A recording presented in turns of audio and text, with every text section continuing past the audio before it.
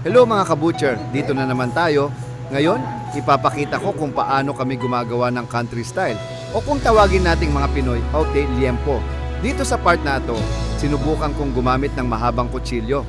Gusto kong i-compare kung alin ba talaga ang mas madali, yung mahabang kutsilyo o yung karaniwan kong gamit na mas maliit. Sa totoo lang, dito sa production, hindi kami gumagamit ng malaking kutsilyo katulad ng madalas makita sa palengke. Pero, saludo talaga ako sa mga butcher sa palengke. Ibang klase yung galing nila, pantay, mabilis, at pulido ang hiwa. Para sa akin, nasa kontrol pa rin yan. Hindi sa laki ng kutsilyo, kundi sa hawak, galaw, at respeto sa karne.